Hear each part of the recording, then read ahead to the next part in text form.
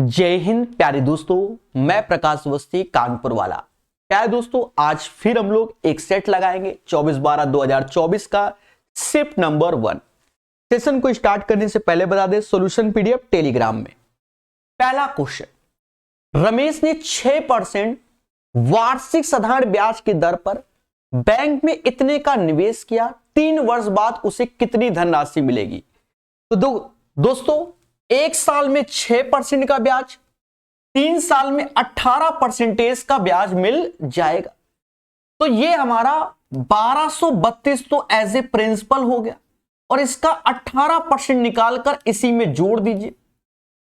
Percentage तो last मतलब दशमलव बाद 2 डिजिट, 18 दूनी 36, 3 हासिल, 36, 18 त्याय 54 और 3 57, 5 हासिल और 18 गुणे 12 216 होता है। 216 और 5 216 और 5 221 हो जाएगा। अब जोड़ लीजिए, 0.76 ऐसे आया, 3 ऐसे आया, 3 2 5 ऐसे आया। देख लो कौन सा मैच है, पूरा का पूरा आंसर ही निकला। तो यही हमारा आंसर हो जाएगा। प्रथम 10 प्राकृतिक संख्याओं का औसत कितना है? प्रथम 10 यानी 1 2 3 से, और ये सीरीज में समान गैप है यानी आर इन एपी में है। तो सिंपल है, पहला लास्ट पद जोड़ो और आंसर निकाल दो। इन दोनों का योग का हाफ यानी 11/2 5.5 हो जाएगा। 10 1 11/2 5.5। दो व्यक्तियों की आयु क्रमशः 46 और 60 वर्ष। ये वर्ष के बाद इतना। अब मोटा मोटा देखो, 46 साल 60 साल, 14 साल का अंतर है। तो जिंदगी के बाद भी, जिंदगी के साथ भी 14 साल का अंतर बना रहेगा। ये वर्ष के बाद अब इनका रेशियो 4:5 है। लेकिन यहां जब 4 और 5 का रेशियो देखते हैं तो 1 का अंतर है, लेकिन होना कितने का था? 14 का। तो 14 का गुणा कर लो दोनों में, रेशियो वही रहेगा। अब 46 से 56 10 साल, तो यानी के बराबर 10। 60 से 70 भी 10 साल, यानी के बराबर 10 साल आ जाएगा। कह रहा है कि एक दुकानदार 28,000 अंकित मूल्य वाली एक वस्तु पर 10%, 15% की 2 क्रमिक छूट देता है। वस्तु का विक्रय मूल्य, सिंपल वे में करो कि प्रिंसिपल है 28,000, अगर मैं 10% की छूट दे दूंगा तो वो 90% का हो जाएगा, और 15% की छूट दे दूंगा तो वह 85% का हो जाएगा। बोलो हां। तो वस्तु का विक्रय मूल्य, बस इसी को आप कैलकुलेट कर लीजिए। कैसे? परसेंटेज 2 जीरो खा जाएगा, परसेंटेज 2 जीरो खा जाएगा। अब या तो आंसर में जाकर 9 का मल्टीपल ढूंढ लीजिए, पर ऐसा सेट किया है कि सभी 9 के मल्टीपल मुझे नजर आ रहे हैं।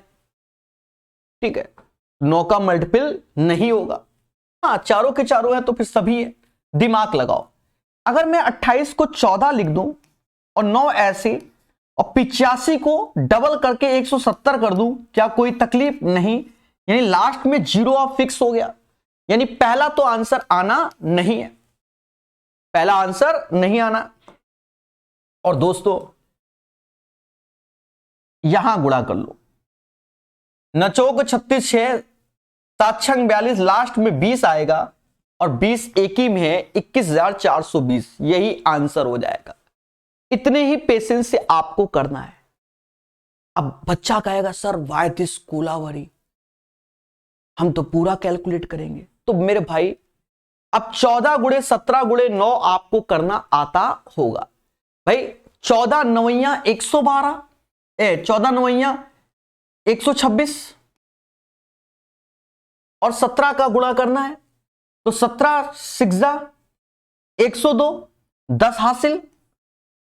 17 गुणे 12 17 गुणे 12 204, 21420 आंसर हो गया। है ना आसान? पेशेंस, सिर्फ पेशेंस। एक फल विक्रेता 4800 में 800 सेब खरीदता है, बहुत अच्छी बात है। 4800 रुपए में 800 सेब खरीदता है, यानी अगर मैं एक सेब का प्राइस निकालूं तो 48/8 यानी 6 रुपए का सेब पड़ा, लेकिन परिवहन पर 800 रुपए खर्च करता है, तो 800 रुपए और खर्च करता है। तो अगर हम यहां पर सेब का प्राइस निकालें तो टोटल वैल्यू में, भाई मैं मार्केट में गया और मैंने 800 सेब खरीदे 4800 रुपए के, लेकिन रास्ते में उन सेब को ले जाने का खर्चा 800 रुपए आ रहा है, तो वो भी तो सेब के कॉस्ट प्राइस में जुड़ेगा, तभी उसके बाद ही तो हम प्रॉफिट निकालेंगे ना मेरे भाई, समझ गए? तो ये अब हो गया कितना, 5600 हो गया, और 800 से भाग दोगे तो 7 आएगा, क्योंकि 8 सत्ते 56।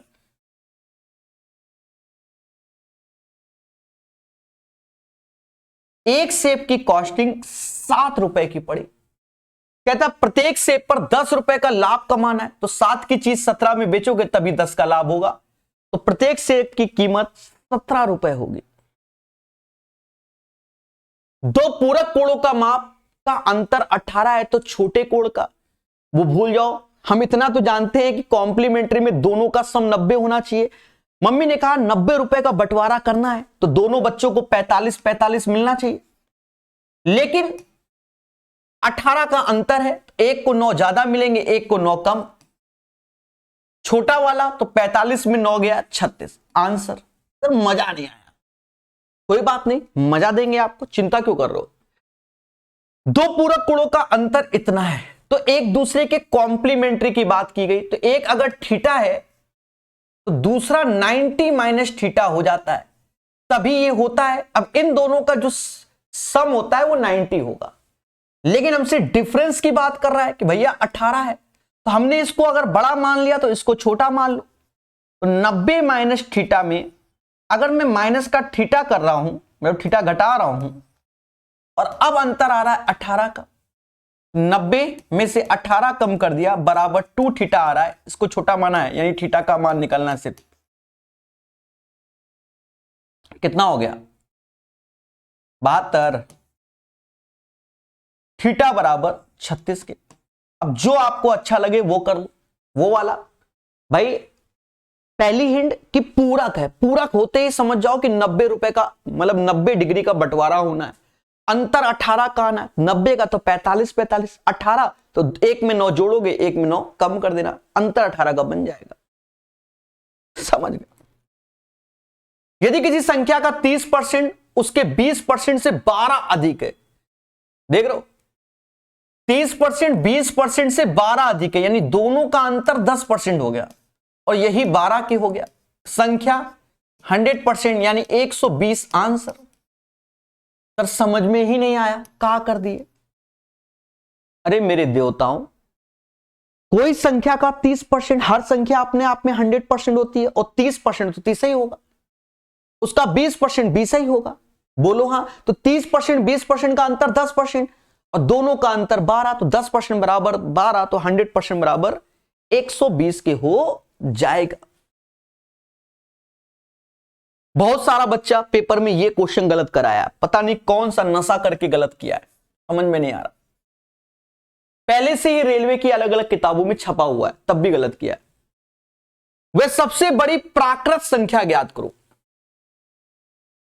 कौन सी है? लार्जेस्ट नेचुरल नंबर जिससे 3 क्रमागत सम प्राकृतिक संख्याओं का गुणनफल सदैव डिविजिबल हो। तो ऐसे क्वेश्चन में वो संख्या सबसे छोटा इवन कौन सा होता है? 2, उसके बाद 4 और उसके बाद 6, ये तीनों इवन संख्या होती है। 24 दूना 48। बच्चा टैलेंटेड था, वो 96 मार के आया, उसे ये नहीं मालूम, हाँ 3 क्रमागत सम संख्या ऑलवेज डिविजिबल की बात कर रहा है। जनरली एक को x मान लो, दूसरे को x+2 मान लो, तीसरे को x+4, क्योंकि 3 क्रमागत हैं, बोलो हां।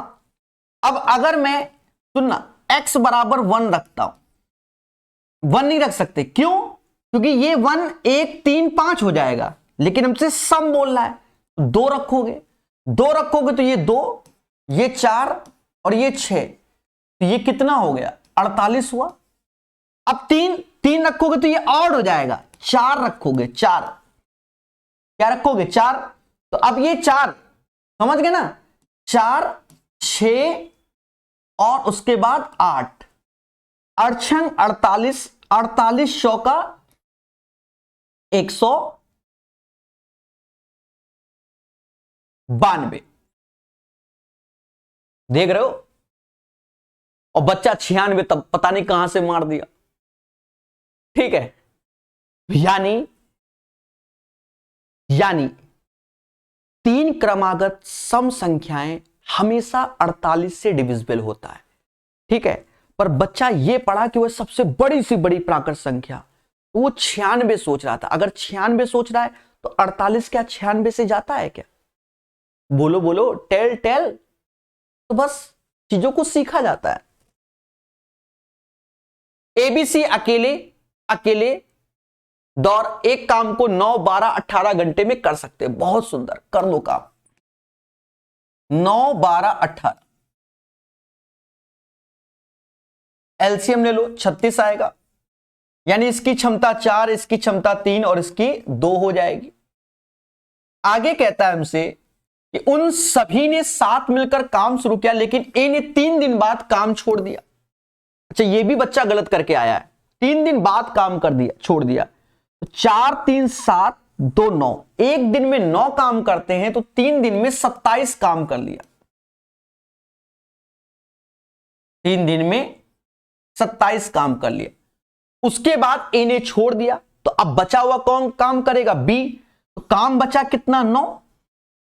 और काम कौन करेंगे, बी और सी। तो ए ने तो मना कर दिया, हम नहीं करेंगे। ये कहते मैं तो 5 लड्डू बनाता हूं, यानी 9/5 समय यहां से लेगा। 9 काम बचा, 9/5 समय। हमसे यहां कुल काम पूछा गया, टोटल टाइम, कुल काम कितने दिनों में पूरा हुआ। तो 3 दिन तो पहले लग गए थे, और 9/5 यहां पर, तो 5 त्याय 15, 15 9 24, 24/5। इसका आंसर 24/5 आएगा। और बहुत सारा बच्चा जल्दबाजी में 9/5 मार के चला आया। बहुत से बच्चे सोच रहे होंगे सर आपको कैसे मालूम चला? अरे हमको दिन भर यही क्वेश्चन भेजे जा रहे हैं, सुबह शाम नाश्ते में। हाँ, हर टाइम नाश्ते में बच्चा कह रहा सर हमारा सही 9/5। अरे पहले पढ़ो तो क्या पूछ रहा है, ठीक है। कई क्वेश्चन ऐसे हैं जिसमें माइनर से मिस्टेक की उन्होंने। एक धनराशि को 4 सदस्य ए बी सी डी के बीच इतने के अनुपात में वितरित किया जाना है। सी और डी से 720 रुपए अधिक है, डी का हिस्सा कितना है? अब देखा जाए सी और डी के बारे में चर्चा, यानी इन दोनों का अंतर कितना है, 6, यही 720 है। और हमसे कह रहा भैया डी का हिस्सा बता दो, सोचना ही नहीं, देख लो 2 से भाग दे तो तभी 3 आएगा, 360 हिस्सा हो जाएगा डी का। राइट आंसर 360 हो जाएगा। क्वेश्चन नंबर 10 का जो सही आंसर है वो आपके सामने है। कह रहा आंसर बताओ। देखो सेक स्क्वायर है तो ऐसे ही रख दो, कॉसेक स्क्वायर है -1, इसे समाज कॉट स्क्वायर ए कहता है। ये भी अपना सेक स्क्वायर ए हो जाएगा जो कि माइनस का हो जाएगा, और इसे कॉट स्क्वायर ए प्लस का कहेगा। और दोस्तों आप खुद ही देखो, इससे ये कैंसिल हो गया, 2 कॉट स्क्वायर ए आ गया, 2 cot square a. This is the right answer. इस क्वेश्चन का आंसर आपके सामने 2 कॉट स्क्वायर ए हो जाएगा। दिए गए व्यंजक का मान ज्ञात कीजिए। अब देखो इसमें कुछ नहीं करना, इससे आपको भाग देना है, यानी 15 गुणे 16 गुणे 5, ये भाग दिया। और ये 75 नीचे आ जाएगा क्योंकि पूरा ब्रैकेट है, पूरा ब्रैकेट इसलिए सीधे नीचे आएगा। इससे ये चला गया, 16 आंसर आ गया। यानी क्वेश्चन नंबर 12 का जो सही आंसर है वो 16 हो जाएगा। एक समचतुर्भुज का परिमाप इतना है। अब समचतुर्भुज कौन सा होता है? रोम्बस होता है, जिसकी चारों की चारों भुजाएं बराबर होती हैं, यानी 4a बराबर 148 के a बराबर 37 आ जाएगा। इसका एक विकर्ण 24 है, तो समचतुर्भुज का क्षेत्रफल क्या होगा? तो प्यारे दोस्तों, एक विकर्ण 24 है, यह समचतुर्भुज बना लिया मैंने, और एक विकर्ण 24 है, तो 24 का आधा 12 हुआ, और भुजा 37 है। अब बच्चा जानता है कि एक ट्रिपलेट्स होता है 12 35 37, 12 35 37, 12 35 37। आपने मुझसे कहीं ना कहीं ट्रिग्नोमेट्री पढ़ी होगी, नहीं तो यहां पाइथागोरस लगा लेना इसको और निकाल लेना, क्योंकि ये 90 होता है, तो अंडर रूट 37 का स्क्वायर माइनस 12 का स्क्वायर, तो ये हो गया 49, मतलब जोड़ोगे तो 49 आया और घटाओगे तो 25 आया। 49 का 7 बाहर, 25 का 5, यानी ये 35 हो जाएगा। समझ गए ना? ये 35 तो ये भी 35, क्योंकि विकर्ण है। समझ गए? अरे 24 का आधा 12 12, ये विकर्ण में, क्योंकि बाइसेक्ट करते हैं बराबर भागों में, और वैसे ये तो एक भुजा हो, एक विकर्ण हो गया 24, दूसरा हो गया 35 दूना 70, और क्षेत्रफल निकालना है तो हम जानते हैं 1/2 दोनों विकर्णों का इंटू होता है। और मेरे दोस्त 2 से ये 12 बार, 12 सत्ते 84, 840 आंसर। देखो एक्सपर्ट बच्चा है तो सीधे यहां 35 चिपका देगा 12 35 37 से, और एक्सपर्ट नहीं तो ऐसे निकालेगा। 2-4 सेकंड का अंतर होता है, बाकी अभ्यास तेज से तो कलम बहुत तेज चलती है। ठीक है? हाँ, अब इसका आंसर आप मोटा मोटा देखो, इसके साथ इसको लोगे तो ये a क्यूब माइनस का b क्यूब का फॉर्मूला हो जाएगा। इसके साथ इसको लोगे तो ये a क्यूब प्लस का b क्यूब का फॉर्मूला हो जाएगा। और आपने पढ़ा है जैसे x square minus y square, तो क्या पढ़ा है? X minus y, x plus y, बस वही चीज है। a की पावर 6 और b की पावर 6 हो जाएगा। फर्जी क्वेश्चन। 3 अलग अलग चौराहे पर ट्रैफिक लाइट 30 सेकंड 45 60 सेकंड के बाद लाल हो जाती है। बहुत अच्छी बात है। एलसीएम ले लो इनका। हाँ, ये कब साथ में लाल होंगे ये लोग? तो कहीं ना कहीं 180 आ जाएगा भाई। 90 हम अगर लिख दें तो 45 चीज से आता है, 60 से नहीं, तो 180 आएगा। 180 सेकंड के बाद वो एक साथ लाल हो जाएंगे, यानी 3 मिनट के बाद। यदि वे सभी 8:30 AM पर एक साथ लाल हुए थे तो किस समय पुनः लाल होंगे? तो 3 मिनट के बाद होंगे। खत्म बात। 8:33 आंसर। फर्जी क्वेश्चन ये भी सब पढ़ाया है तभी तो। उमा 60 मीटर लंबे पुल में तैरती है। वह 1 मिनट में एक छोर से दूसरे छोर तक और वापस उसी सीधे रास्ते पर तैरते हुए इतना औसत वेग। देखो टाइपिस्ट ने मेरे सस्ता नशा कर लिया है। औसत वेग को, अरे ये तो साइंस का क्वेश्चन हो गया ना। औसत वेग, वेलोसिटी।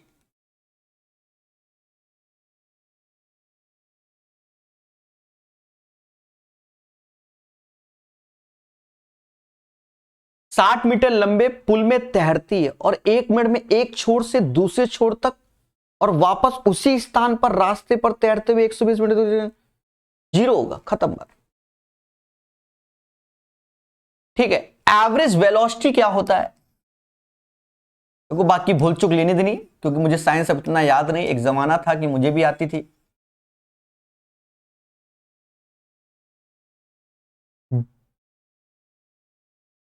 एवरेज वेलोसिटी बराबर, तो नीचे तो टाइम और यहां डिस्प्लेसमेंट।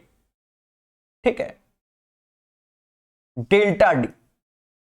ठीक है, अब मान लो, पहले समझो जो मेरा मानना है। अब बाकी आप चेक कर लेना, मेरे तो जीरो लग रहा है। भाई मैं कहीं से यहां से गया और वापस वहीं पर आ गया,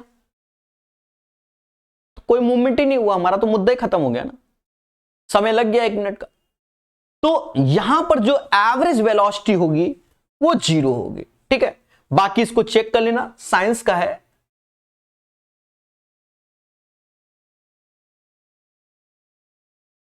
पच्चीस और 36 का मीन प्रोपोर्शनल क्या होगा? तो हम जानते हैं अंडर रूट 25 और 36, तो ये 5 है और ये 6 है, तो यहां देख रहे रूट में पहुंचा दिया भाई। 25 का 5 आया, 36 का 6 आया, तो मेरे दोस्त 30 आ जाएगा। 30 इज द राइट आंसर। भाई मीन प्रोपोर्शनल अगर 2 नंबर की बात की जाती तो अंडर रूट ए और बी होता है, सीधे आंसर निकाल दिया। 4% वार्षिक साधारण ब्याज की दर पे 6 वर्षों में कितनी धनराशि इतना हो जाएगी? यानी ये एज ए अमाउंट है, प्रिंसिपल 100% होता है, एक साल में 4% ब्याज, 6 साल में 24 हो जाएगा, तो 24% ब्याज जोड़ दोगे तो 124% की वैल्यू 1116 है। तो हमें प्रिंसिपल चाहिए, मोटा मोटा दिख रहा है कि कट रहा है कितनी बार में, यहां 6 यहां 4,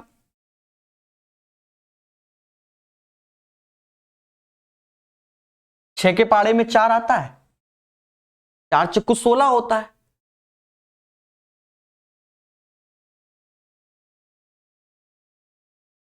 नहीं समझे? अभी समझ जाओगे, एक सेकंड में दोस्त, लास्ट में 6 लाना ना, 8 चौक 32, 9 बार में चला जाएगा, 9 बार में। नचो को 36, भाई 4 बार में तो वो नियरेस्ट ही दिख रहा है, वो 1000 के ऊपर चल रहा है, तो 9 बार में, यहां 9 का गुणा कर लीजिए, 900 इज द राइट आंसर। बाकी आप क्रॉस चेक कर लेना भाई, नचो को 36, 6 3 हासिल, 12 नहीं 108, 3 100, ठीक है। थोड़ा सा प्रेजेंस ऑफ माइंड तगड़ा होना चाहिए। अच्छा सर तगड़ा क्यों होना चाहिए? हमने यहां देखा कि सभी के लास्ट में 2 2 जीरो हैं, परसेंटेज के लास्ट में 2 जीरो, यानी डायरेक्ट वो सिंगल वैल्यू से जा रहा होगा, दिमाग लगा लिया। निम्नलिखित प्रेक्षणों को आरोही क्रम में व्यवस्थित किया गया, यदि माध्यक 63 है तो x का मान ज्ञात कीजिए। तो प्यारे दोस्तों x का मान, माध्यक तो टर्म्स गिन लो, 1 2 3 4 5 6 7 8 9 10, यही टोटल 10 पद हैं, 10 पद हैं, तो 10 का आधा 5, यानी 5वां पद और छठा पद का योग का आधा ही इसका क्या हो जाएगा? मीडियन हो जाएगा। ऑलरेडी बोला है आरोही क्रम में व्यवस्थित है, असेंडिंग ऑर्डर में व्यवस्थित है। तो आपने जब सॉल्व किया तो 5वां छठा पद यही आएगा, इसका योग करोगे तो 3x + 3/2 कहां गया? 63 के 3x + 3 और ये 126 हो जाएगा। 3 कम कर दो, 3x बराबर 123 आएगा, तो x बराबर 41 आ जाएगा। तो इस क्वेश्चन का राइट आंसर क्या होगा? 41 हो जाएगा। अब एक बात को और जानो, 41 आ गया, बच्चा घबरा गया, सर 41 सर, तो मेरे भाई इसमें आप ऑब्जेक्शन भी कर सकते हो। सर कैसे ऑब्जेक्शन? देखो माना जाता है कि आपका 41 जब कैलकुलेशन से आ रहा तो आंसर यही होगा, बाकी क्वेश्चन आग लगे उससे मतलब नहीं है, मोटा मोटा, ठीक है। फिर भी अगर हम इसके शब्दों की ओर जाएं तो तब खेला हो जा रहा है, तब खेला हो जा रहा है, बहुत बड़ा हो जा रहा है भाई। 50 के बाद 41 आ रहा है, 41 दूना 42 और 3 ये 85 हो जा रहा है, यानी 41 85 ये दोनों संख्या यहां आ गई, देख रहे हो, देख रहे हो। और कह रहा है असेंडिंग ऑर्डर में है, तो 50 के बाद 41 कहां से आता है, फिर 85 कहां से आएगा, ठीक है, और फिर 72 कैसे? तो ये तो पूरा गड़बड़ हो गया। पेपर में आंसर 41 दिया गया है, अगर आपको ऑब्जेक्शन करना है तो इस भाषा पे आप ऑब्जेक्शन कर सकते हो, आरोही क्रम। सर वाई दिस कोलावरी, कौन सा नशा किया? तो हो सकता है कि वो कंसीडर कर ले, समझ गए। प्रथम 5 आभास संख्याओं का योग, तो पहली 2 होती है, फिर 3 होती है, फिर 5 होती है, फिर 7 और 11। जैसा मुझे दिख रहा है कि ये 10 होता है और ये 18 होता है। 28। 20 का आंसर 28 आ जाएगा। चलिए आगे बढ़ेंगे।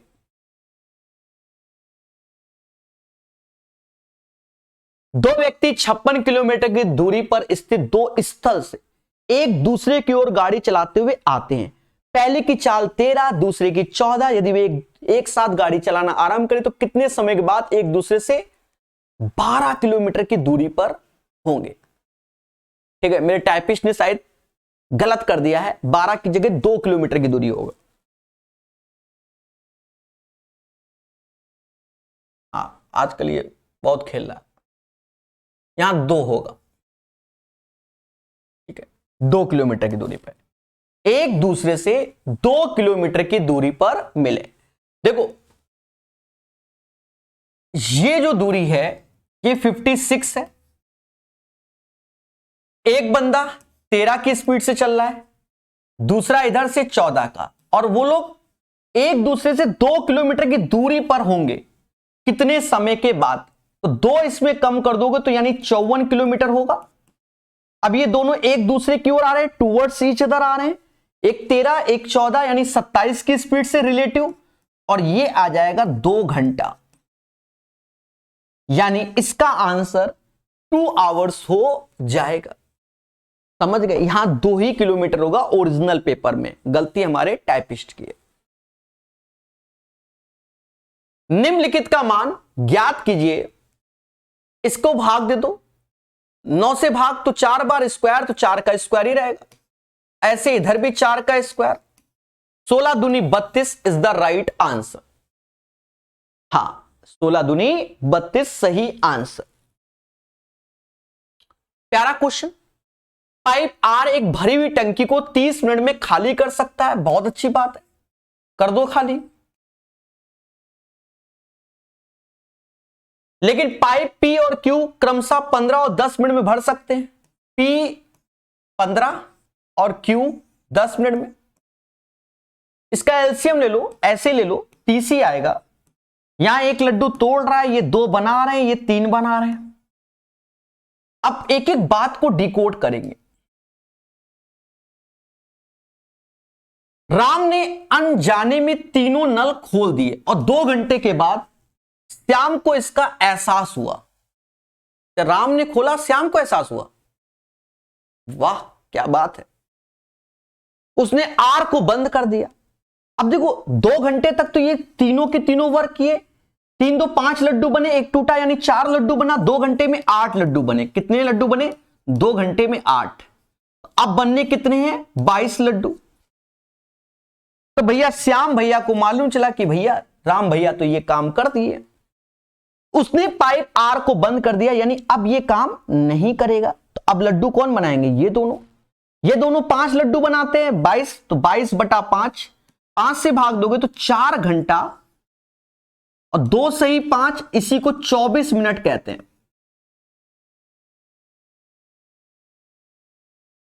समझ गए?